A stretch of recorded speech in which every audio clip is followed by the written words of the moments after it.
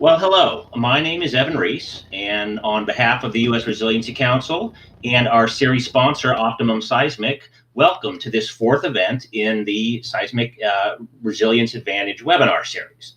We hope you've had a chance to enjoy previous webinars and video episodes, and we really hope you're looking forward, as we are, to this episode with our focus on resilient communities. The USRC is a nonprofit organization. We were founded 11 years ago, and we work to improve community resilience one building at a time.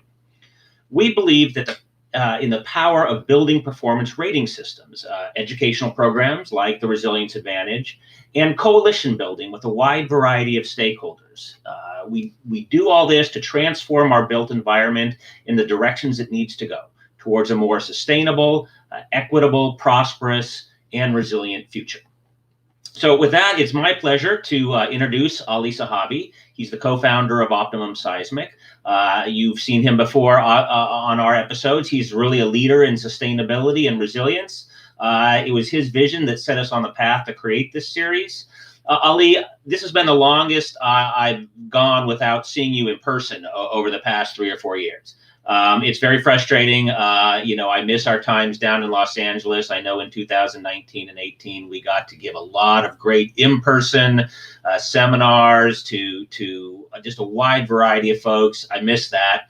But we're doing the best we can with COVID-19. Isn't that right? Yes, Evan. It's nice to see you. Yes, I agree.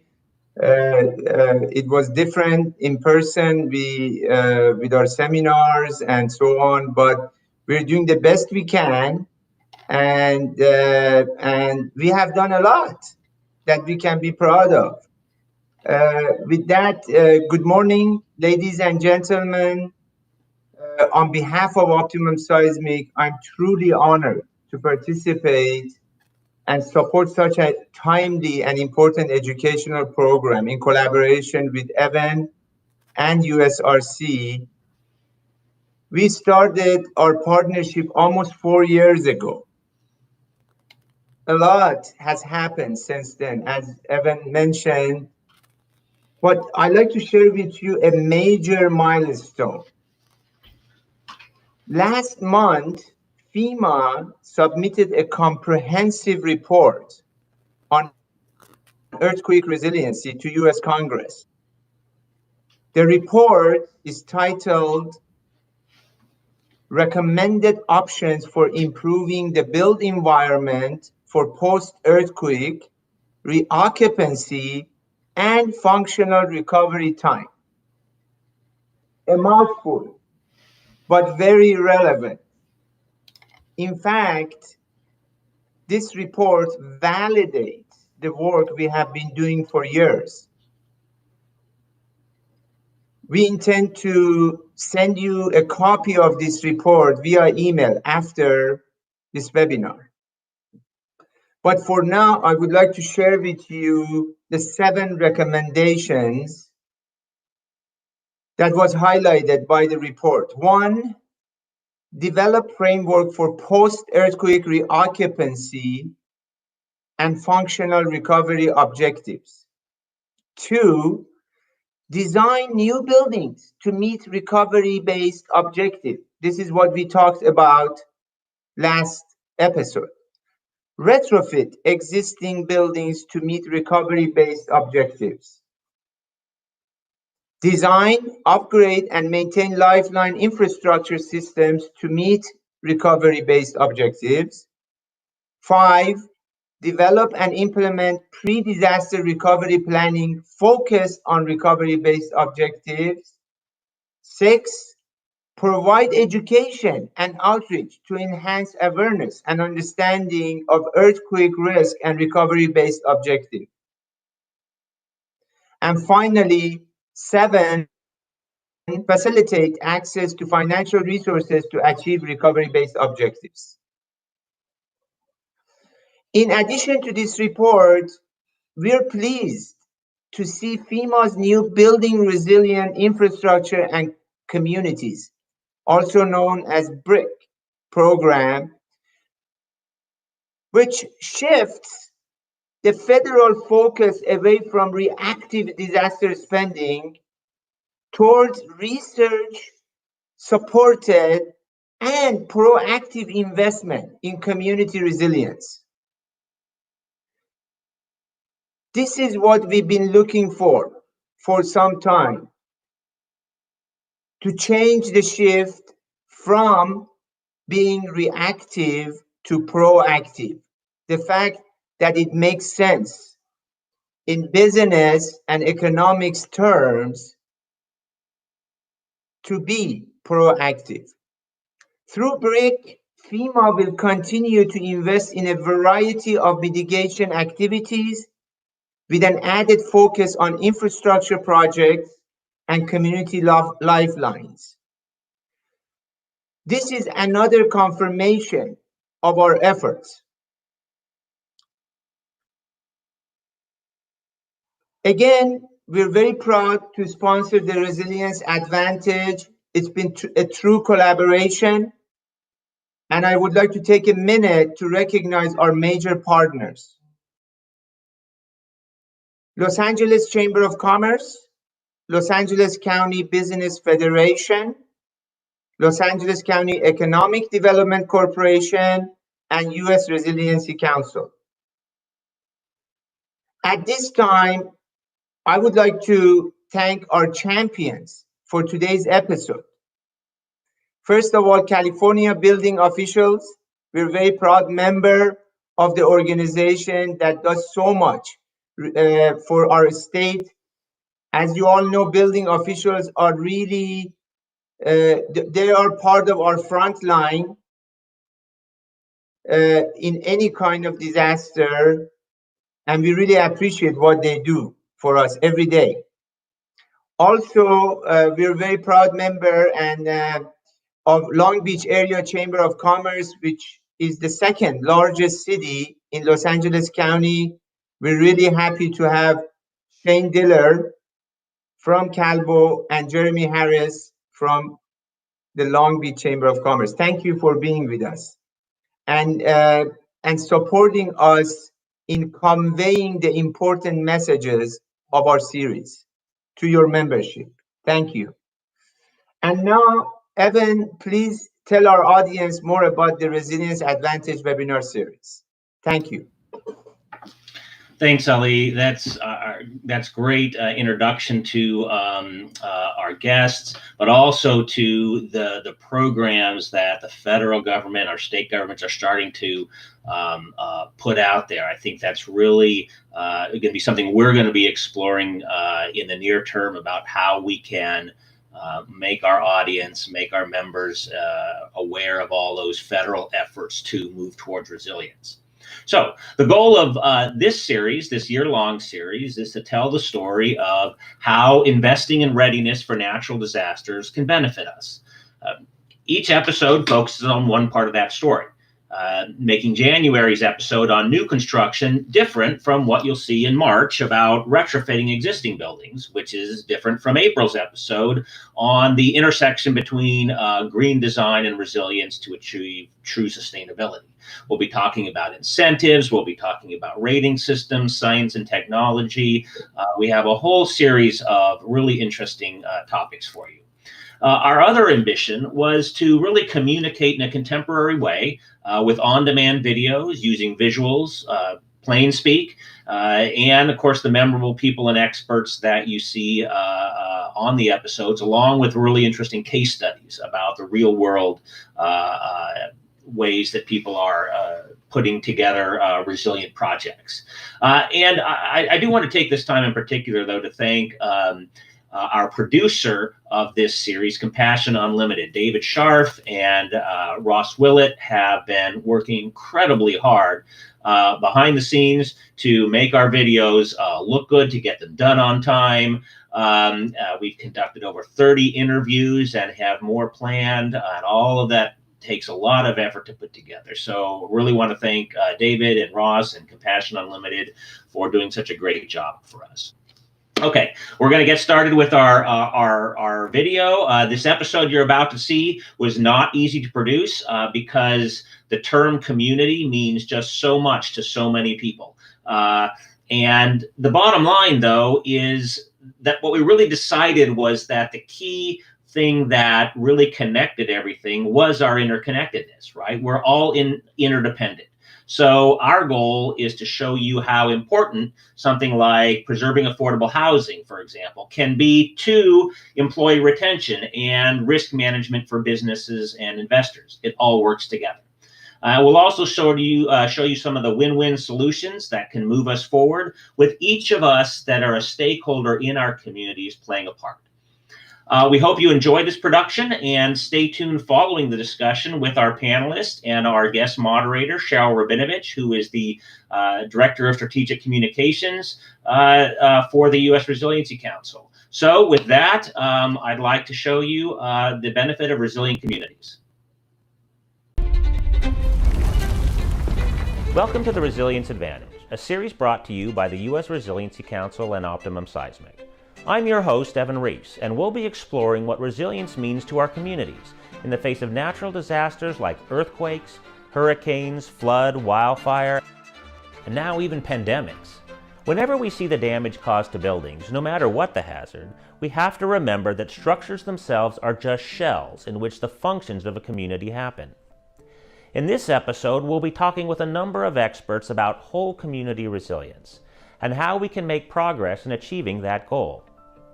From individuals and families and the stability of their jobs and housing, to businesses large and small that provide employment, services, and tax base, all stakeholders benefit when the resilience of any part of the system is increased. To get started, I'd like to introduce Cheryl Rabinovich, a public policy scholar and consultant who plays an important role in the work the U.S. Resiliency Council is doing to address community-level disaster risk reduction.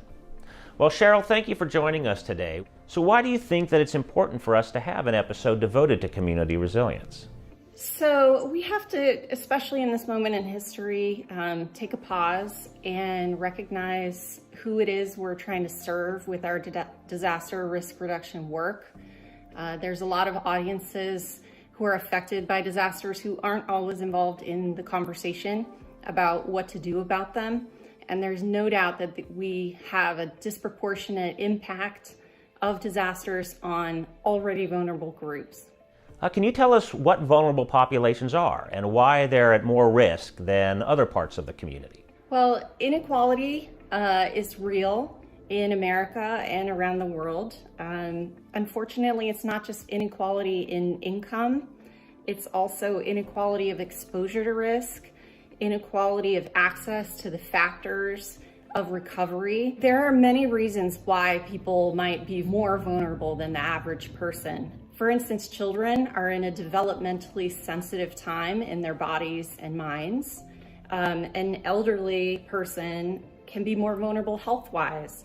They lack mobility and they're more dependent on others. Cheryl, in our own conversations about disaster policy, we've talked about the disaster cycle. Can you introduce that concept to those in our audience who may not be familiar with it? Well, natural disasters are something that we have to live with. There are always going to be floods, earthquakes, fires.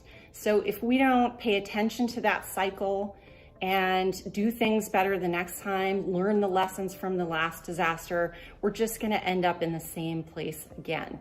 Each new disaster is an opportunity to learn lessons and apply those before the next emergency strikes, and we can improve. In an interview with Lori Schumann, National Director for Enterprise Community Partners, we talked about what can and has happened when we aren't learning the lessons and making pre-disaster investment in our community building blocks, like housing, water, and power systems. Enterprise Community Partners is a 40-year-old nonprofit that works to create opportunity around the nation to support the most vulnerable communities around the need for housing, economic development. So how does the performance of buildings in a community affect the ability of vulnerable populations to recover quickly and thrive after a natural hazard, like an earthquake or a hurricane? One of the things I found in my work in the early days is once someone ended up on the street, once someone became displaced from their house or was homeless, everything fell apart. It was very difficult to build a life when you have no home to come home to. To me, Housing is the most fundamental building block of a community. It is the foundation, the walls, and the roof by which a community has to survive. And what happens when you don't address these vulnerabilities in advance? You end up with a situation and a perfect storm that will lead to substantial damage and destruction, and it becomes 10 times harder to fix it after it is broken than it is to repair it before. It's worth saying that, you know, Katrina occurred about 14 years ago, and still much of the Ninth Ward has not been repaired. If we look at Galveston, Texas, close to 80% of its affordable housing was lost from Hurricane Ike, and not even 60% of that has been rebuilt. A common misconception is that what happens in other countries, even very developed ones like Japan, or even U.S. territories like Puerto Rico and Guam, is not relevant to the risks we face in other parts of the United States. I spoke with Daniel Zepeda of Degenkolb Engineers to ask him what can be learned from past disasters in other countries. So Daniel, I know that you've traveled to a lot of earthquakes in your career. Why is it so important that engineers do that? When I went to my first earthquake reconnaissance, I always thought of the buildings themselves. But I think as time went on and I was fortunate enough to visit a few countries, I started to realize the importance of not just the building itself, but also how it affects the community. Okay, so let's talk a little bit about the Mexico City earthquake in 2017. Why is what happened there relevant to elsewhere? There's a misconception oftentimes where you go to a different country and people, you know, they say, well, that's a different country. We have much tougher codes. But I think one needs to realize that those countries actually mimic their codes and standards after the US. And a lot of those older buildings were actually built with similar codes and standards that we either use here in the US or used to use here in the US. So what are some pieces of advice or some lessons about how the community needs to take a holistic approach to resilience and not necessarily just focus on individual buildings or leave it to the owner? The big advice that I think I would give cities in the US, we really have to look at the community as a whole. If those buildings are not serving their intended purpose right after an event, it's gonna affect more than just the owner or the resident, the user of that particular building. It's gonna affect us all.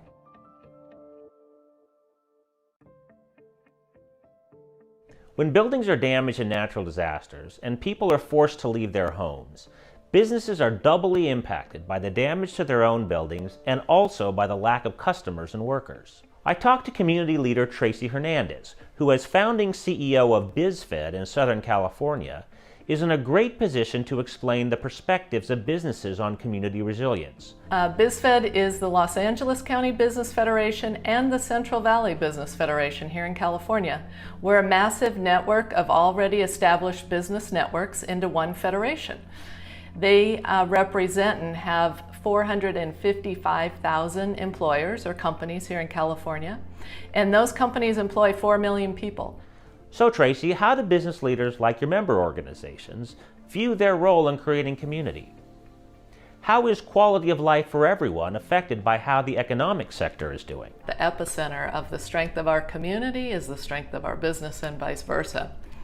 And of course, businesses are some of the biggest taxpayers and contributors, so they provide the water and the public safety and the tree trimming and the road repairs and job creation, and then moving up the job ladder to higher paying jobs. All of that matters, and we can only do that if our economy is thriving. So resiliency and planning and public infrastructure, all those things matter. And anyone who employs anyone here in California understands that and cares about it and wants to be a part of the solution. I also spoke to Santa Monica Chamber of Commerce leader Laurel Rosen, who talked about the sustained commitment to education and investment that's necessary to help businesses take action despite all their other challenges. Santa Monica has a long tradition of organizing to support community preparedness, embodied in their local organization, SMOAID. SMOAID, which is Santa Monica Organizations Aiding in Disaster, was created with founding members of the Santa Monica Red Cross and the Office of Emergency Management and other organizations and agencies, including the Santa Monica Chamber of Commerce. The goal of this organization is to not only provide the type of resources and directions and support that our community needs after disaster, but there's a lot of educational components that are part of the preventative part of dealing with disaster and what to do next. So Laurel, why did the business community get on board with Santa Monica's retrofit laws and are so supportive in general about resilience, sustainability, and promoting community well-being? So retrofit is something that's really important in our community for so many reasons. We know that there's over 1,400 buildings that have been tagged as vulnerable buildings in our community. Our city has done their job on reaching out to those businesses to let them know that they have responsibility to correct this and to move forward and make their buildings safer. We have consistently tried to get that information out to the businesses in the community at large to make them understand that, as we have said for many, many years, that it's not if, it's when. What would motivate building owners and developers in particular to invest, say, an extra 1 to 3% of the building cost to go from a building that is safe but maybe not salvageable to one that is resilient and functional after an earthquake? What I would say is many people need to really think bigger about the consequences of earthquake and vulnerable buildings. It's not just about losing the building. There is a cost that is attached to that, obviously. And the cost of paying for retrofit versus losing your building, losing your business, potentially having employees, customers, clients lose their lives, and the liability that's attached to that, that's something that could change someone's life for the rest of their life. So we feel it's our responsibility to help our region with that message. Let's turn now to some of the ways different stakeholders are making it happen. Let's start with one promising model, the public-private partnership, sometimes referred to as P3. The new Long Beach Civic Complex is a powerful demonstration of what's possible under a public-private partnership model. Long Beach is a city well familiar with the consequences of disaster. In 1933, a magnitude 6.4 earthquake caused extensive damage throughout Long Beach and surrounding communities. 120 people perished. Damage was most significant to poorly designed and unreinforced brick structures. Within a few seconds, 120 schools in and around Long Beach were damaged, including 70 that were completely destroyed. Fortunately, the quake struck around dinner time. If children and teachers had been in school, experts estimate that casualties would have been in the thousands. This dodged bullet helped inspire passage 1 month later of the California Field Act to outlaw further construction of unreinforced masonry buildings and establish state supervision over school facility construction. Around 2010, officials in Long Beach noted seismic weaknesses in their City Hall and port buildings. In Long Beach, we have a great program in place where we're really assessing, by working with our business community, homeowners, and public agencies, all of the buildings across the city. We want to make sure that all buildings, not just our own public buildings, are safe for all residents and for everyone that lives here.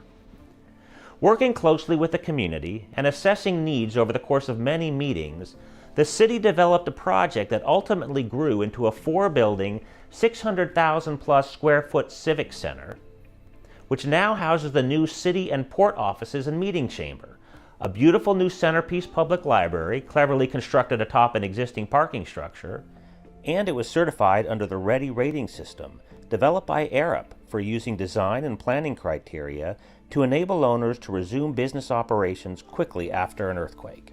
The $520 million project was a massive undertaking that couldn't have been possible without the partnership that the city forged with Plenary Edgemoor Civic Partners. The innovative public-private partnership model has brought a revitalized civic core to downtown, which serves residents with public spaces, attracts visitors, and provides safe and efficient city operation. The Port of Long Beach, partnering this time with Caltrans and the U.S. Department of Transportation, created an earthquake-resistant cable-stayed bridge, the second largest in the country. The holistic approach Long Beach took to meet the closely interrelated needs of local communities, as well as regional, national, and international economies, stands as a positive example for other communities as they move toward a more resilient future. Not every resilient design project occurs at this kind of scale. I asked our experts about other approaches out there for projects of a smaller size that bring community resilience benefits at a variety of levels.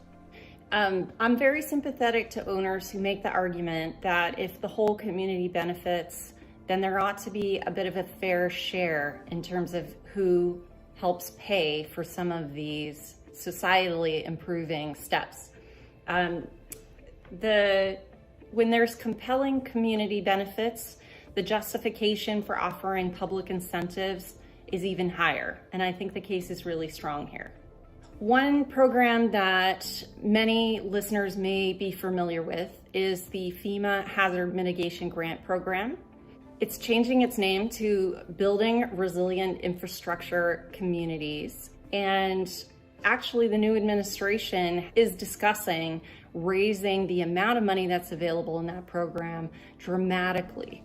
And it gives communities, tribes, and states the opportunity to propose mitigation projects that are going to make a big difference in the level of exposure to harm in those locations.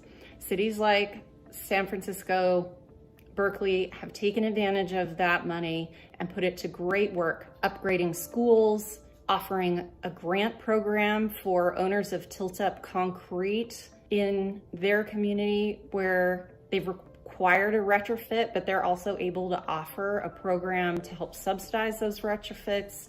The leading tool for construction of affordable housing is the low-income housing tax credit, and it has led to the creation of hundreds of thousands of housing units around the nation. And then there's a stack of additional funding that's layered in with LIHTC, coming from a variety of public subsidies from HUD. USDA has subsidy in rural communities and tribal communities, and other set-asides. An important trend is the growth of local programs, including inventories and voluntary or mandatory retrofit requirements to address known vulnerable building types. For the multifamily buildings, we can talk specifically about the Los Angeles soft story ordinance that was passed a few years ago. We've done a cost-benefit analysis of the Los Angeles soft story ordinance, where we looked at sort of the range of costs that it would take to retrofit these soft story buildings. And what we were able to show is that on average, there's a 3-to-1 ratio in terms of benefits to cost. Now, something that our study did not look at is, other types of socioeconomic benefits that even though we did not quantify it, it's something that you have to think about. We can point to about 10 or 15 largely California cities that have adopted, in particular, retrofit ordinances for various building types that are known to be higher hazard. The city of Fremont was actually the first city in the Bay Area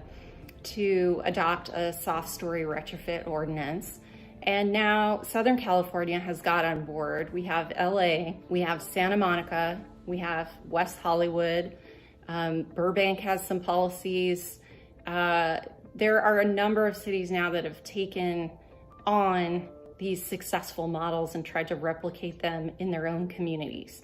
Those ordinances are available as models, so you don't have to start writing your ordinance from scratch. What I would say to cities that are worried about going to the mandatory policy step is that there's a lot of options they can take short of that will still do a lot of good. One of them is to inventory vulnerable buildings in your community. Another option is to implement a voluntary program. So once you get information out to the community about the fact that these vulnerable buildings exist and there's things we can economically do about those problems, a lot of owners will actually see that information and take the opportunity to fix the problem without being made to do so.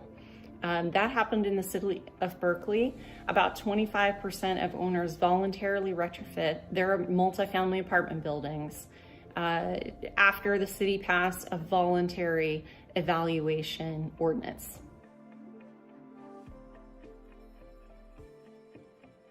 Camilla Seth is a USRC board member and expert in finance in the foundation and philanthropy community.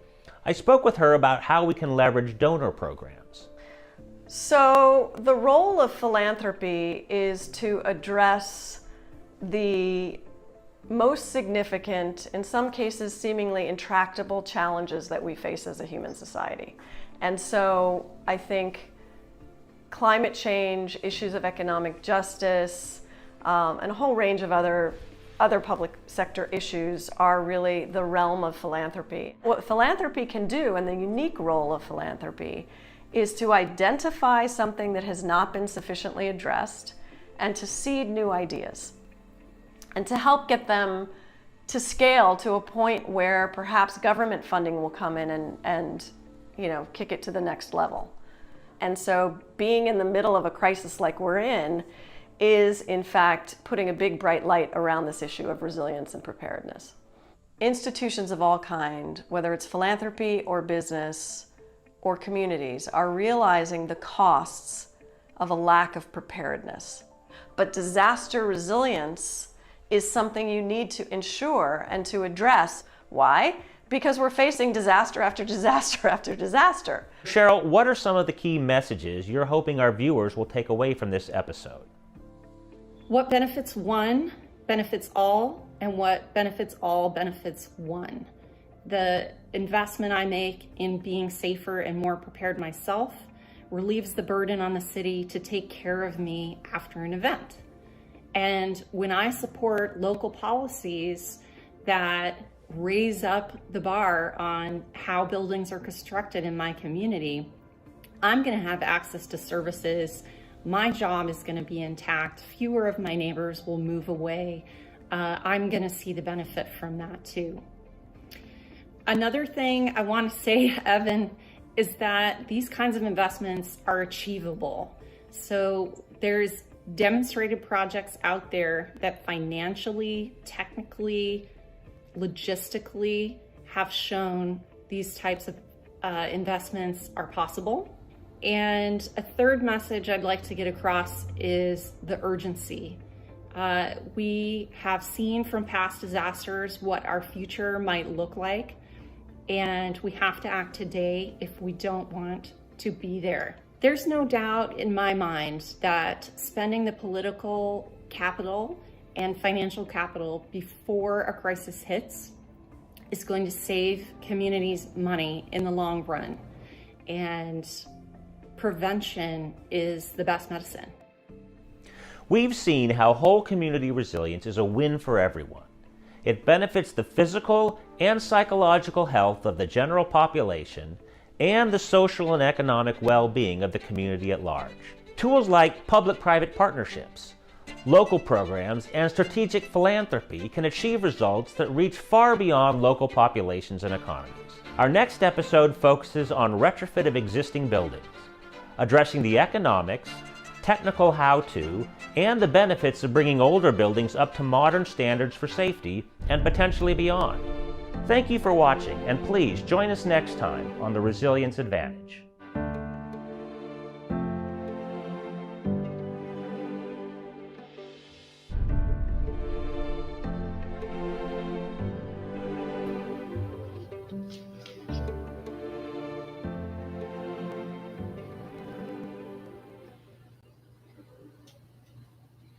All right, well, thank you so much for watching that episode. I hope you enjoyed it as much as we did. And thank you to all of the experts that were part of our interview team there. There was one question in the chat that I want to try and answer right now, and then I'm going to turn it over to Cheryl. There was a comment we talked about with the FEMA BRIC program called the Building Resilient Infrastructures and Communities.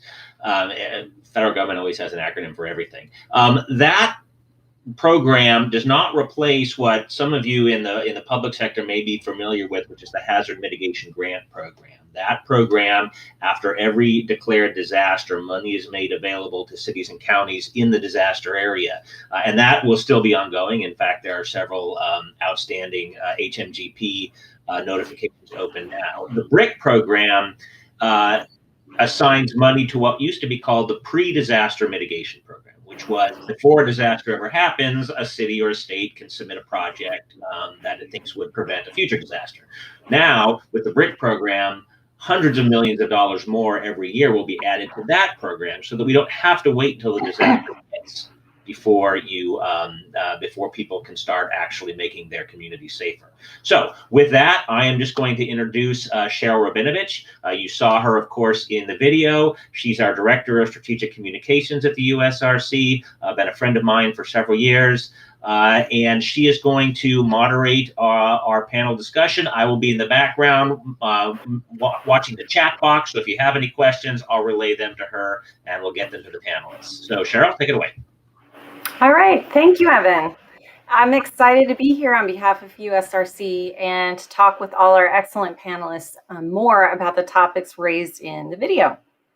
Our format here for the next 40 minutes or so will involve a few questions for each of the panelists, hopefully some back and forth and discussion, and as possible, as you're able, get those questions in, and we'll try and address what we can. So let's start with a quick go round of self-introductions. Maybe Shane, you can go first, and each person can give us just your name and affiliation, who you represent. That would be great. So Shane, take it away. Make sure we get your sound going. Thank you. Yeah, I'm Shane Diller. I'm the president of the California Building Officials. And CalBO is an organization, professional organization of over 500 member agencies representing building departments throughout the state of California, both cities and counties. All right. Thank you, Shane. Lori Showman is next. Good morning, or good afternoon, good morning to our colleagues on the West Coast. Good afternoon to the East Coast. My name is Lori Schumann. I'm the National Director for Enterprise Community Partners Resiliency and Disaster Recovery Work. We're a nonprofit that's been working for over 45 years to support communities across the country that need affordable housing. The work that I specifically lead involves ensuring that housing that is vulnerable to a variety of risks is preserved and protected from those risks, earthquakes, fires, flooding, because we know that there's an extreme shortage of affordable housing across the nation, and every single unit that is destroyed means that there's less housing for a household, and it's very difficult to replace affordable housing. Housing, as I mentioned in the video, is the cornerstone of communities' resilience. So Enterprise works across the country to make sure that we have the housing we need to preserve, protect, and produce it. Thank you. It's good to be here. Terrific. Jeremy Harris. Thank you. Good morning. Appreciate having me on this morning, and great to see so many familiar faces. Special thanks to Evan for hosting, and special thanks to Ollie at Optimum Seismic as well for all the wonderful work that they're producing, especially going back the last 3 or 4 years. My name is Jeremy Harris. I'm the president and CEO of the Long Beach Area Chamber of Commerce, and we are the premier business organization here in the Long Beach area region. We have over 700 members. We're a professional staff of 7, serving a cross-sector of businesses, both large and small, and all kinds of industries, as you can imagine. We serve as the catalyst for business growth, the convener of leaders and influencers, and the champion for a stronger community. And those 3 tenets are very important to us. And I'm looking forward to talking more about that, and also about having a resilient community. So thanks again for having me on. All right, great. And Jeffrey Fullerton, thank you. Hi, I'm Jeffrey Fullerton. I'm Senior Vice President of Real Estate Development for Plenary Group. Plenary was the lead developer in the Long Beach Civic Center project that was mentioned in the video, and a leading developer of public-private partnerships around the world, really, but across North America. And all of our infrastructure is essential infrastructure, so we're very keen on the idea of resiliency for keeping people moving and employed and then working in their critical buildings. Great. So each of you and your areas of expertise clearly play an important role in the themes of today's episode and webinar. I'd like to start with Lori, and you did a great job bringing up the centrality of housing to how communities survive and thrive. Maybe you can say a little bit more about what you see in your work about what safe, affordable, and resilient housing can do, not just for the residents, but also for the broader community. Thank you so much, Cheryl. So it's worth first defining what we mean by affordable housing.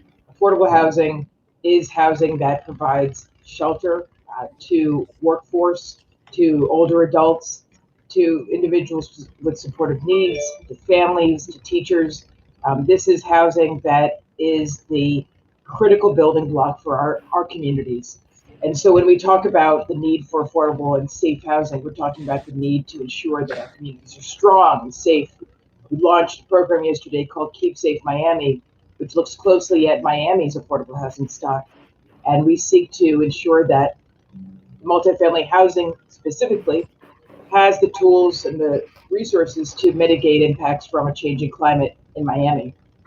Every single affordable housing facility has a different set of requirements.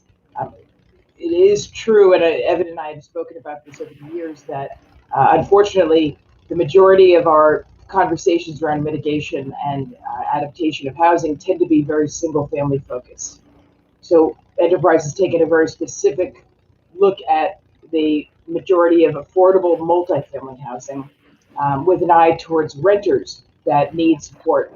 And multifamily housing is a very specific typology, which has a very specific set of needs, technical needs and financial needs.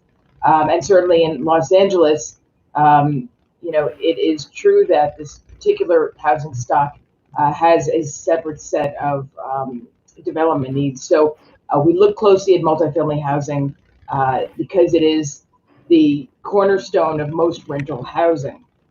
The other areas we've been looking at is manufactured housing, or housing in rural communities that don't necessarily have stable grid connection.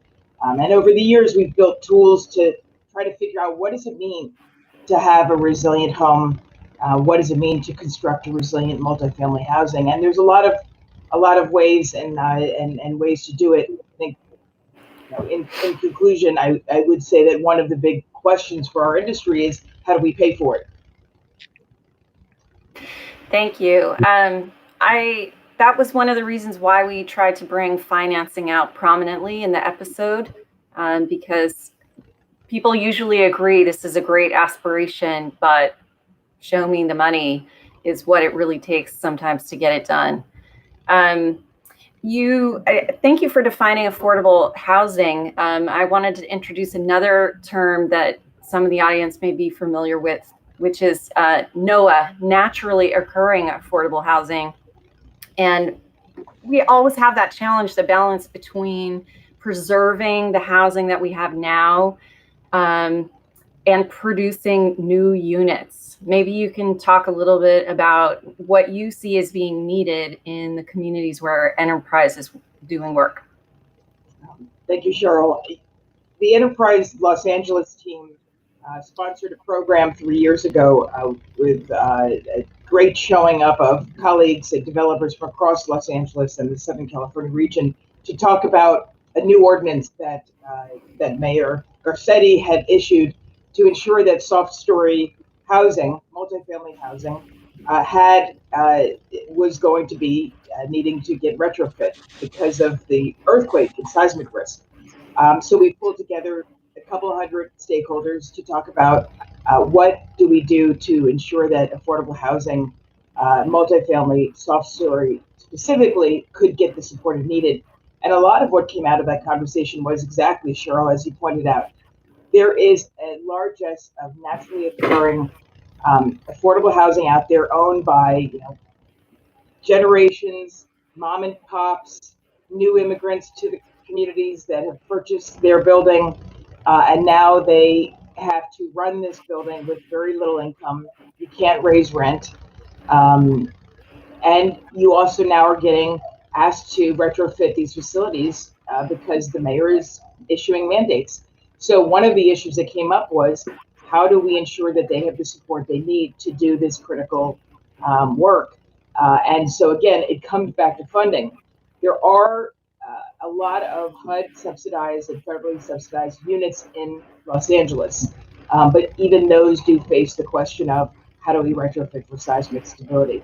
There's about, latest estimates, 520,000 additional units of affordable housing needed in Los Angeles to just cover the needs of Angelenos that don't have a home, that are living doubled up.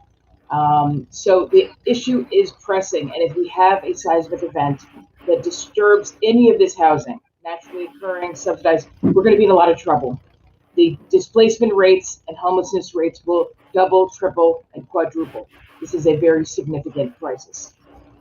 Yeah, thank you. I might turn next to Shane, who is coming from the building official's perspective. You guys are often the gatekeepers to projects moving forward. So I think it's really great to have a building official input on this topic, and maybe you can open the box a little bit on what building officials do and the role they play in the process of both upgrading and new construction of any type, from housing to businesses in office space.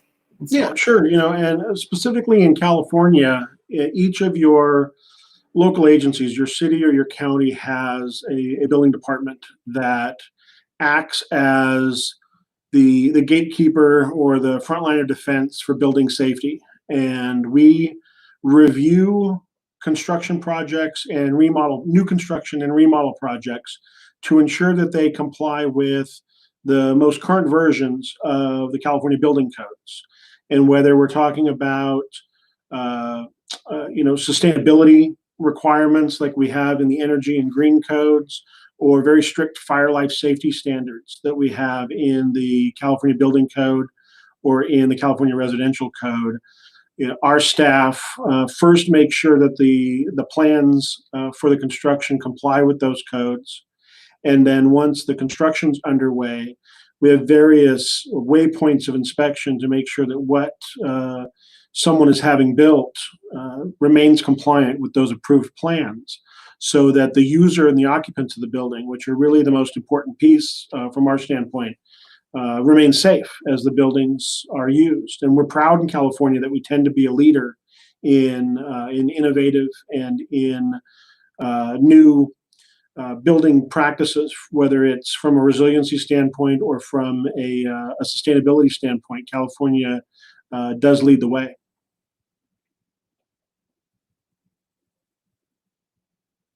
Officials can actually play a really pivotal role in supporting a city and moving forward in their policies, recommending updated adoption of the most current codes, and helping people through their actual projects. So I appreciate their role quite a bit. Are you seeing any new trends in the kinds of projects that are being submitted around the state? What kind of impressions do you have from building officials about how some of these local programs are working, and what we can do to help building officials move them forward even faster and farther? We see a lot of construction in what we call infill development, where you're taking and revitalizing areas, or you're repurposing buildings. So when you talk about taking an older building like we saw in the video, and some of the hurdles that those buildings face in either coming up to current code or even being more aggressive in their safety plans than current code, we try to help guide them through the possibilities there with being able to repurpose old buildings or to build in areas that are being redeveloped or repurposed, similar to what you saw in the Long Beach project. So we still see quite a bit of that. one of the key terms I think we use when we talk about local building officials is that it's truly local. You know, every agency has their own flavor, if you will, and though the codes are, you know, are a statewide mandate from the Building Standards Commission, each agency has the ability to adopt more stringent standards. And provided they make certain findings, they're able to, based on the geographic area they're in, especially if they're in a seismic, a high seismic threat area, they're able to go in like we saw in the LA area and with Fremont, and adopt more stringent standards than what the state may require of everyone else. And we, you know, at CalBO as an organization, try to encourage our members to, you know, to really find what's, you know, what's best for their city or their county and what their built environment is needing, and then provide resources and training to where they understand, you know, what some of that cutting edge technology and strategy is that they can implement, you know, either through local amendments or just in education with their design community. Turn now to two special guests who can help us explore a little more the steps that the community of Long Beach has been taking to up its resilience. So Jeremy from the Chamber of Commerce and Jeff from Plenary Group. Jeremy, first, maybe you can give us a little bit of context on the city of Long Beach's risks that it faces, and the Chamber, in particular, how your member businesses see the community needs with respect to resilience. Sure, no, appreciate that. You know, I think history obviously is a good example, and it was certainly highlighted in the video that we just all viewed. You know, going back to the 1933 Long Beach earthquake, I believe our anniversary is right around the corner. One that, you know, shouldn't be celebrated in March, but one that needs to be a reminder of why our community needs to take notice. Again, going back to history, I think it's been also cited here a few times by some of the panelists that, you know, California and, you know, Long Beach is no different, and certainly in the county of LA, you know, there's a housing shortage here. So any type of interruption, damage, buildings not staying online due to a major event such as an earthquake, that just sets us back even further. These communities are relying on, you know, the workforce that provides good jobs to our employers that are here. And then we're also a university town. You know, we've got close to 40,000 students at Cal State University Long Beach. Those students, while not all of them here in Long Beach, certainly many of them live here. Many of them are in affordable community settings, of course, as well. So as it's been pointed out, it's a ripple effect if buildings are not resilient to a major event here in Long Beach. And again, we'll continue to point to history and make sure that history does not repeat itself here in Long Beach, of course. Yeah, thank you. I know that your city in particular is located right on that Palos Verde fault, and there is going to be no warning in that environment. So what you do in advance of the event is especially important.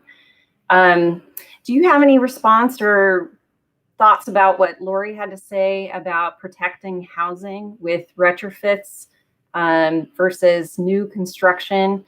Or how do businesses perceive that connection with their own future? Sure. I think, you know, it's a cost benefit analysis, right? I think it's been talked about that, you know, there's several programs out there, you know, and I'll back up. You know, we know we need to do this, and sometimes we wait till it's too late to get it done, you know, meaning a major event's taken place, and only if we would have done it.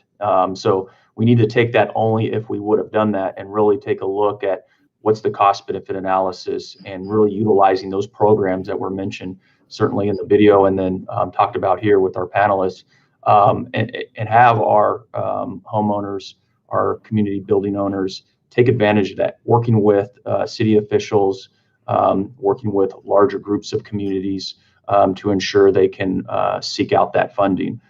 Here at the Chamber, we play a role of trying to gather all that information, disseminate that out there so it's as easy as possible. And we again rely on our partners, whether it's both on the public side or the private side, to ensure that information is accessible. That's right. Businesses are scrambling in their day-to-day, especially in the climate that we're in and will be in for a while. So one thing I've seen is that these meta institutions, the federations, the associations, they can keep that long-term view for their members, even as they're serving, the daily needs, the monthly needs of their constituents. The Long Beach Civic Center complex is such an impressive project that we got to hear about in the video. I'm especially intrigued by the innovative financing model, all of the variety of community assets and services that are available now through that complex. It's a great example of getting out and ahead of the threats that we face.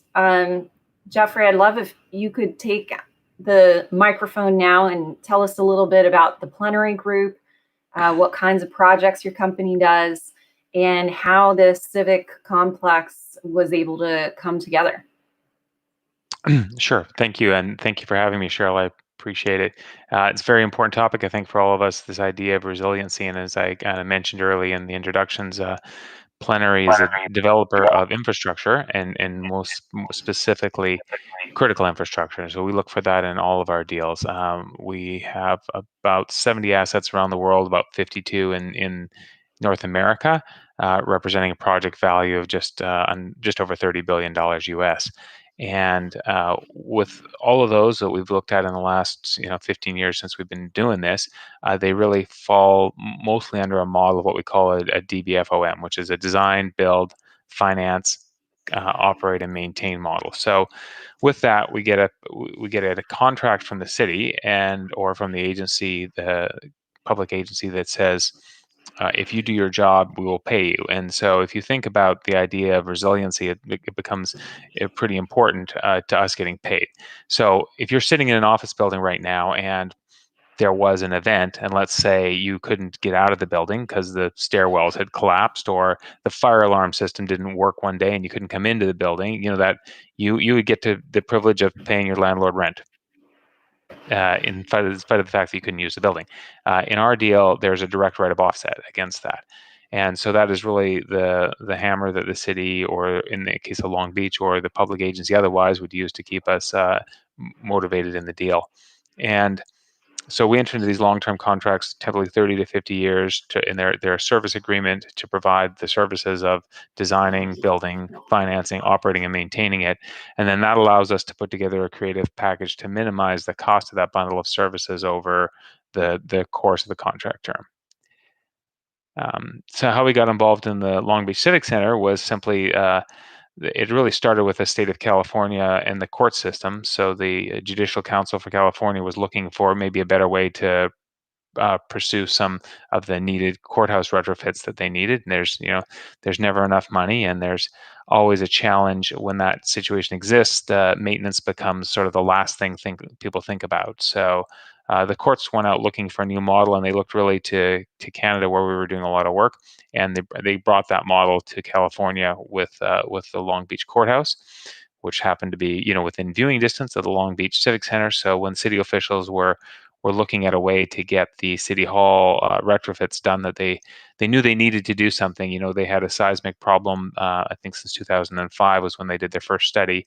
And so they said that that's maybe an expedient way to get it done and ensure that it is done in a way that has resiliency, and that we can then enforce if the project is not performing or has an issue. We can enforce that back against the developer, which really was the DBFOM model. Appreciate that. I also know that the complex was awarded a resilience-based earthquake design initiative rating in the READY rating certification system for using design and planning criteria that enabled the City Hall to be ready to resume business and provide livable, usable conditions quickly after a quake. What do you see as far as trends in your industry? Are more property owners and developers finding it beneficial to invest in both sustainability, climate readiness, and disaster resilient buildings? And in particular, what do you think about the value of rating systems, be they READI or USRC or otherwise? Yeah, well, I mean, certainly a rating system is helpful because it's an easy standard for everybody to get their head around. So if you think about like LEED, for example, as a building certification, that standard was developed several years ago. Now it means something, right? Because you can say I'm in a LEED certified building, and READI is kind of a newer standard that was just trying to work towards something similar. To be frank, we were a little scared of it when the city first suggested it, but I think like the benefit of any public-private partnership is you can ask for something, and if you ask for it in terms of a performance standard, you get some creative responses.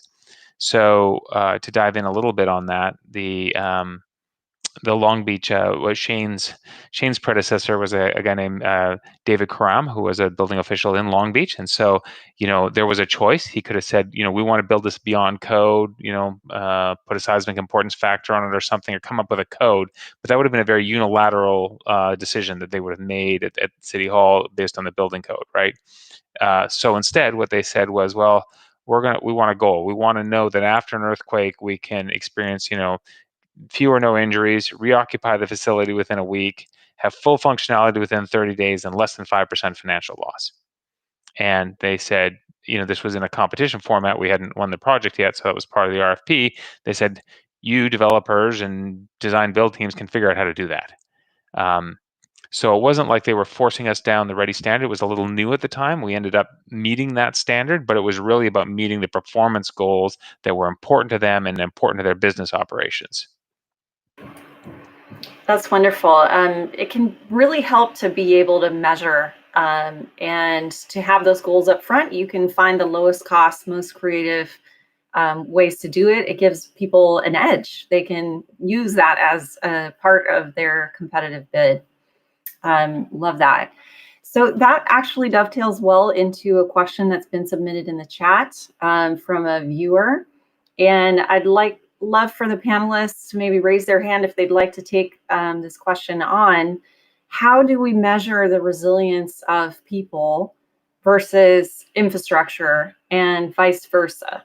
So what are some of the other ways we can measure resilience and use that in our goal setting and progress tracking? Would anybody like to take that on?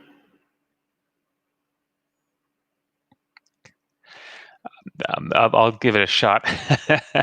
So, Sure. I mean, I think one of the things that in thinking about the topics of this panel, and thinking about our project, certainly in Long Beach, when the City Hall that was built in 1971 was built to a different code and had seismic challenges, and it was a reason to do the project. If I'm a public works director and I'm interviewing a candidate in the old building, there's a chance that they're going to walk by a cube that says, this is where all the emergency supplies are in case you're stuck in this building because you can't get out because the exit stairways could fall apart in an earthquake.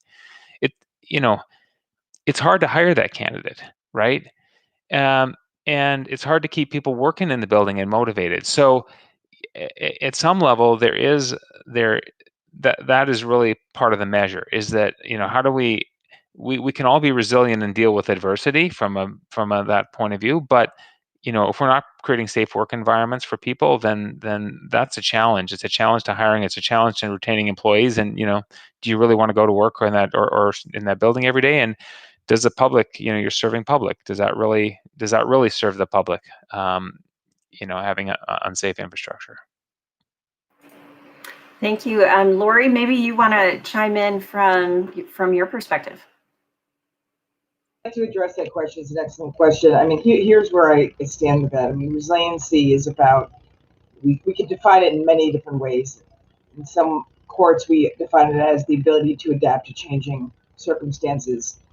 In some spaces, we define it as the ability to bounce back from shocks and stresses. It also, in its truest form, connotes the ability to be elastic, to be flexible, to be able to move with the scenario that you're presented with and come back online. And I would offer that, the resilience of a person, of a community, that there is no doubt that many communities, particularly communities that have faced incredible stress in this country, are some of the most resilient communities you will ever meet. Any community that has survived decades of prejudice, racism, classism, disinvestment, redlining, and the list goes on, trauma, and these communities are able to build power and strength and continue to build and be fortified and fortify one another is incredible. You look at all of the households that have immigrated from other countries and have gone to incredible lengths to come to this nation and work so diligently and build businesses. This is resilience in action. It is our obligation, I think, as a nation of some of the best expertise in the world around building infrastructure and technology, to invest in ensuring that fundamentally our buildings and our infrastructure is able to deal with events such as the snowstorm in Houston, events such as the flood. So I think the way we measure community resiliency is very different than how we measure infrastructure resilience. And I would say that we should always consider that there is an innate resilience in so many of the communities we're serving, even more so than the buildings that we're building. One of the key indicators of resiliency is the ability to bear up against shocks. And one of the impediments to the resiliency profile of many buildings is the lack of operations and maintenance support that these buildings are given. So just as you order a plant, if you don't maintain a building, right, it's going to fail. It's not going to survive any threat. And one of the challenges that we're confronting as a country is our infrastructure is D-. We're not investing the kind of operations and maintenance support in the infrastructure, and that is a problem because it cannot survive. So just as a person's immune system determines how it's going to deal with a threat such as a virus or bacteria, a building must also have a strong immune system. Measuring the two, it's a different situation, but I just wanted to put that forward because there are a lot of strong links and there are a lot of weak links. It's our job to look at how do we deal with those weak links and fortify those weak links. Yeah, thank you. I'm glad you made the point about innate resilience. When we use the word vulnerable population, we're often not giving credit to the survival experience and knowledge that can be brought to bear. Human beings are incredibly adaptable, but we'd like to set in place programs that make it less difficult to do so. Yeah. I want to actually ask Lori just one more question, because there's a new initiative afoot that you're involved in, the Resilience 21 initiative, and I wanted to give you a chance to make your pitch to the audience. It's newly launched. It's focused on giving advice to the new administration about how to both focus and scale up federal support for resilience. Maybe you can just say a few words about that and how people can get involved if they're interested. Sure, Cheryl, and I'll say that this initiative began as a group of resiliency experts over the holidays in January, December, where we decided we have an opportunity to do something really great in this nation.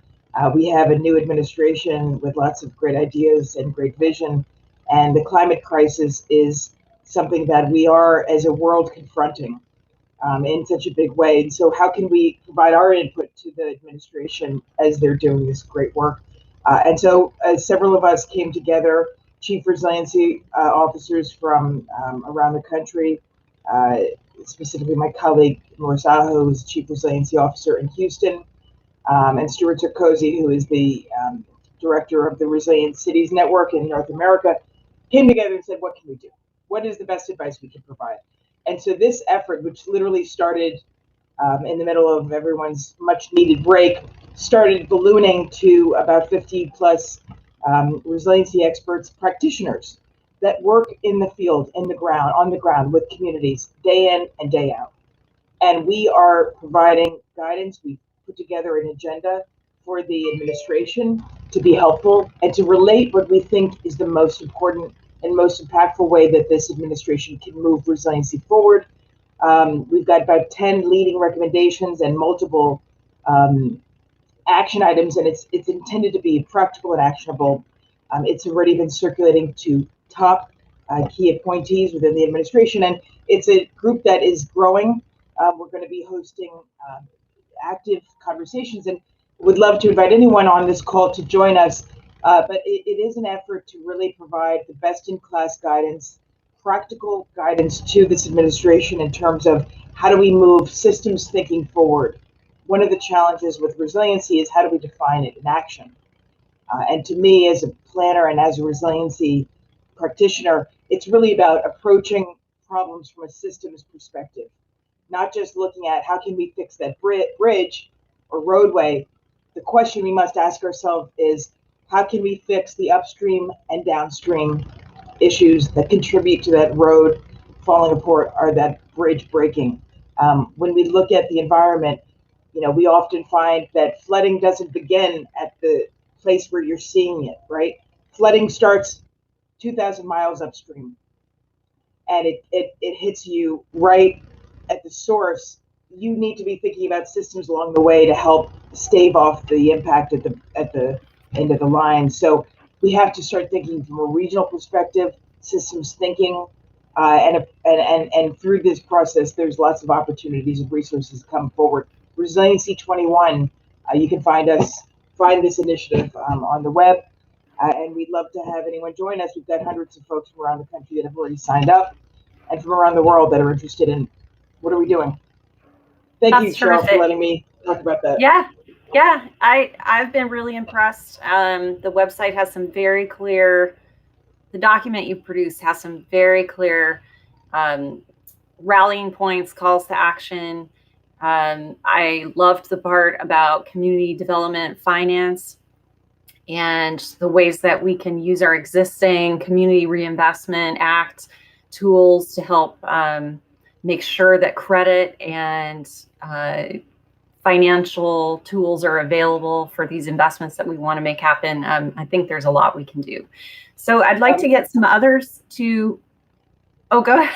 One thing I want to ask, and it's a question I'm interested in the group in weighing in, we're dealing with an economic period where we're going to have less funding coming into states and localities, and there's potential for a big infrastructure package coming forward. So how would we prioritize some of these investments? That's a question I'm thinking about. Yeah. I'd like to get others to weigh in too. How do we come together in this moment of great need to accomplish more and more quickly? And where do you see the opportunities? Maybe Jeremy, you can tell us, I saw your head nodding while Lori was talking about infrastructure investment. Tell us from your perspective. Sure. What the opportunities are. Absolutely. No, infrastructure investment obviously has been something that's been talked about for quite a while now, going back a few administrations, right? So we are definitely interested in that, not just from a jobs perspective, but as been pointed out earlier, our infrastructure is failing. Our infrastructure needs help. So, one of the platforms that we utilize here at the Chamber is bringing individuals such as many of you on this panel and those in the audience together who are experts in your related fields, and having those ongoing conversations so we can pinpoint exactly how we get to that end goal, and what is a priority and what may essentially might not be a priority, but still certainly needs to go into a large infrastructure package. So I can speak for us here at the Chamber. We are very much interested in an infrastructure package. How that all comes together, we will be actively advocating for that, not just for Long Beach, but our region here in Southern California, because we know the economic driver that we are. So to the extent that we can play a role, count us at the table. That's excellent. Shane, I'm wondering from the building official perspective, you guys are on the ground, so involved in improving the built environment projects. How can building officials, give their advice, have a voice in the policies and programs that are being planned so that they really can be implemented smoothly and quickly? I'd love to get your perspective on that. Absolutely. I think the thing we encourage most is for folks in my field to get out of the office, to engage with the development community and with our chambers of commerce prior to the projects starting. If there are efficiency efforts or streamlining efforts, or even a desire for some of those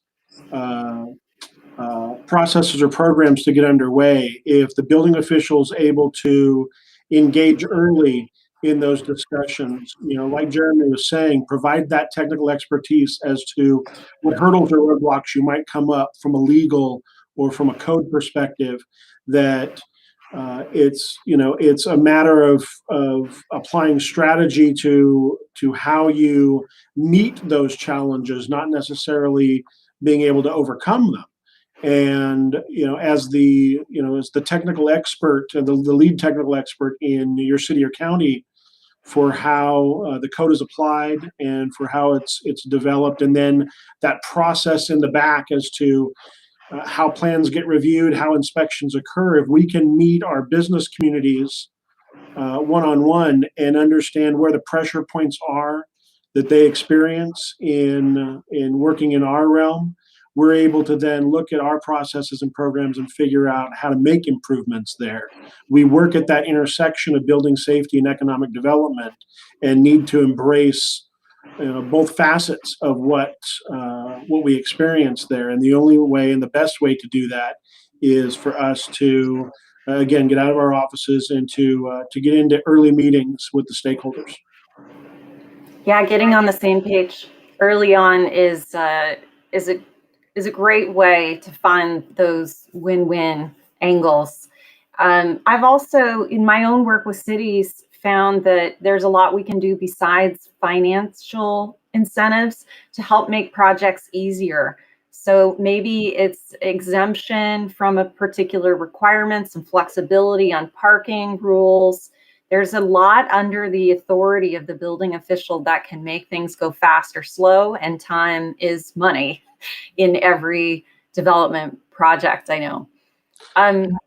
Absolutely. Though much of the code standards we work with are, what you consider on their face to be kind of inflexible, a lot of it is performance-based. And when you look at the alternative means or methods that might be available to our developers and working with them on those options, and then partnering with our colleagues in urban planning or in the other facets of our development services functions, to find ways for projects to meet the goals they're looking for while still achieving the legal constraints that your city or your county work in, means a lot of communication. If we work with the projects early on, and we continue to provide our insight and our information, and then work with strategy that's coming from the development side, you find these things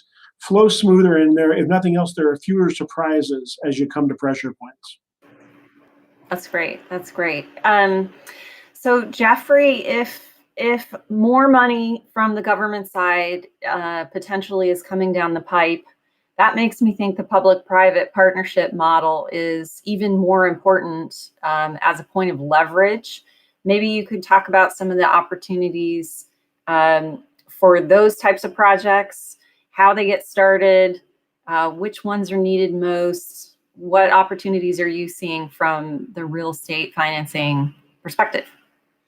Yeah, I mean, certainly, more money is needed. I think there's a number of reports around that say we've got like a $4 trillion deficit in infrastructure in the country, something along those lines. And as Laurie pointed out, a lot of it is really that there's usually we can find enough money to build something, but we rarely find enough to maintain it. And I think one of the critical tenets of our public-private partnerships is that the maintenance is funded. So as officials are looking at these projects and they're approving them, it's not just getting it built and doing the ribbon cutting, it's providing for future generations as well, and long-term resiliency in the community, so this infrastructure continues to function. And I think that's a fundamental tenet. And of course, bringing financing to the equation as well helps leverage existing public money to make it go a little further. I don't know if I can answer the question of how to triage. There's going to be more need than there is funding, and that's really going to be up to every community to do. I know Jeremy's nodding his head. I think the Gerald Desmond Bridge is a classic example of that, right? A third of the country's freight was going over that bridge, and it was falling off the bottom until they replaced it with a new one. So I'm glad we replaced it before we had a real crisis to deal with. So. Well, that's excellent. I'd like to see if anyone on the panel has questions for someone else on the panel, something that they've brought up that's of interest to you. Lori asked something earlier that we didn't get a chance to circle on right at that moment, but give a moment to see if there's someone here that has an answer to a challenge you're facing in your work. I'll take a stab at it, and maybe it's more of a comment, a general comment, and then we can certainly follow up offline, and certainly on our side is that we talked about it's needed, it needs to happen now, but where's that funding going to come from? And we talked a little bit about in the videos of certain programming and everything, and I can tell you on our side, we push to make sure our building owners, our members are resilient. They're going to ask, okay, Jeremy, I'll do that, but where's the funding going to come from? Well, I need some assistance because this is, again, about the greater good of the community. So I would just challenge our panelists and those watching that, to the extent that folks can, load us up with answers to those questions on where that funding comes from. Or if we need to go out and find more funding, from various package, like the infrastructure package we talked about, or the opportunity to, then let us know, because then we'll go to work on lobbying and working with our electeds to ensure that happens here in Long Beach. That's great. Go ahead. I think that was really terrific, Jeremy, what you said, and I'm really happy that we're talking about the sort of nuts and bolts of operations and maintenance and new construction. I think one of the issues that we have to look at as a community practitioners is the multiple benefits that we reap, that are yielded when we invest in resilient businesses, resilient homes, infrastructure. We talk about the issue of return on investment, and it's a very transactional conversation typically. So how much am I going to get in return? How much money am I going to get in return for this investment in enterprises, CDFI? So we're used to having those conversations, but there's a bigger conversation at hand, which is how can we evaluate and value the benefit to a community when a school is in full mast operation, or when a bridge is able to bear up 20, 30 years of pressure and stress, or even what does it mean to have affordable housing in a community? What is the multiple benefits to the community's economy? And I think COVID has laid bare what happens when we're not prepared. I live here in Brooklyn, in New York City, and I mean, half of the city's Class A commercial real estate is empty. We've got empty storefronts on every single block. I've never seen anything like it. And so, what are the multiple benefits to putting those systems back in operation? And it's more than just the direct short-term transaction. So this is a question, Jeremy, Jeff, Ali, Shane, do you think about multiple benefits in your work, and how do we translate this?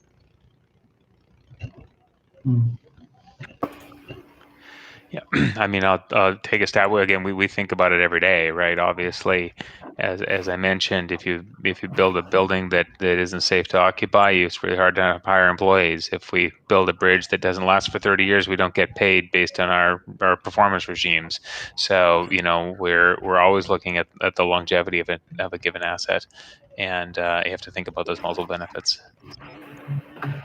Yeah, that we look at it the same way from the government side. That the standards that we're enforcing and the work we do in partnership with the private sector, doesn't have a singular effect or a singular benefit. And as we move into a post-COVID world, looking at what mixed use occupancy looks like, how many people are going to be continuing to work to some degree from home, and what's that going to do to office space or a lack thereof in that need area, and how you can repurpose that. It's very multifaceted. Appreciate that. We have come to the close of our time for panel questions. I'm so grateful to each of you for bringing your experience and thoughts to our audience and to this important conversation. We have a few wrap-up words coming from Evan Reese of USRC. And just if we could applaud for you, we would. If we could pat you on the back, we would. But just keep going. It's the small wins. It's the people you work with that keep you going in this very difficult environment, long-term challenge that we have. So thank you very much, everybody. On to Evan. Well, thank you, Cheryl, and a huge thank you to our panelists, to Shane Diller, the president of Calbo, Jeremy Harris, the president of the Long Beach Chamber, Jeffrey Fullerton, Senior VP of the Plenary Group, and Lori Schumann, President with Enterprise Community Partners. I'll just say, as part of a wrap-up, one thing that I've really taken away, not only from developing the video episode that you saw, but also clearly with the panel today, is something we mentioned, that everything is really interconnected. I got to be honest, this is one of the things that why I'm such a big fan of Lori's and of the work that Enterprise Community Partners does, because they really showed me at this conference she mentioned that they had a few years ago, how interconnected things are and how much benefit everybody receives by making our infrastructure and the people that access that infrastructure more resilient. And then the U.S. Resiliency Council has been collaborating for several years now with Calbo on initiatives that at the state level can promote resilience. And I'm really glad to meet Jeremy and Jeffrey. Every time I hear developers and folks from chambers of commerce speak on this subject, it pleasantly surprises me how engaged they are and how important they see their role in the community as the businesses they support or the companies they run in making communities stronger and more resilient. So I couldn't be happier to have them bring their perspectives. So next month, we're going to be talking about retrofit design. One of the things that we learned from our previous episode on new design was that when it comes to making buildings more resilient, it actually doesn't cost that much. It's very efficient to do, particularly with new buildings. But even with retrofits, there's a lot of great technologies and great work out there that's being done to take some of our older buildings, some of our historic buildings, and make them resilient as well. The champions for that episode are going to be the LA County Business Federation and the Los Angeles Conservancy. And then in April, our subject will be on the confluence of sustainability and resilience to really redefine what that term sustainability is. Green design and resilient design working together to truly make a sustainable community environment. And the U.S. Green Buildings Council, LA chapter, and the Los Angeles Area Chamber will be our champions for that. So with that, I am just going to turn it over to Ali to close us out. And again, thank you to our panelists and everybody that's attended. Thank you, Cheryl. Thank you, Evan, for your great work. Thank you, the panelists. It was really enlightening. The conversation was really interesting. We really appreciate all the great work you all do. At this time, I'd like to thank a couple of members of my team that have made tremendous contribution this last few months as we've been producing this. One is Tom Robinson and Andrea Aguilar. They've both been working day and night working with the USRC team and the wonderful production team of Compassion Unlimited, David Sharf and his team to produce this program. I just want to thank you guys. You're doing a great job, and I appreciate it personally. Also, we would like to recognize the organizations that have been serving as our promotional partners. Each of these groups have been very generous in carrying our program announcement to their members. There are dozens of these organizations that are going to be listed here, and we appreciate their support.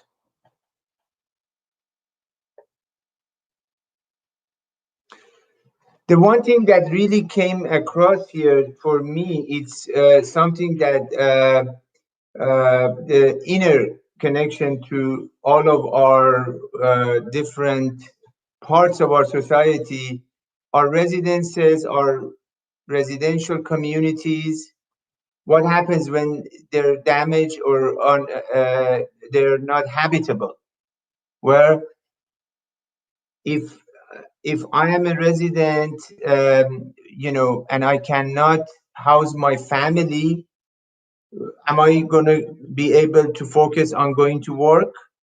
Of course not. I have to take care of them. The vice versa. If a business is damaged and is not habitable, a business space, what happens there? Then I won't have, as an employee of that business, I won't have a paycheck. The ability to work and put food on the table. Government, of course, if we don't produce, there isn't any revenue. If there are no sales, if the businesses are down, closed. The same thing with nonprofits. These are the foundations of our society. They provide a lot of services to us. So this diagram represents the kind of inner connections of how close we are to each other, and what is good for one is certainly good for the other. With that in mind, I appreciate all of you watching us across the country, in California, and across the world. Thank you so much. Have a beautiful afternoon.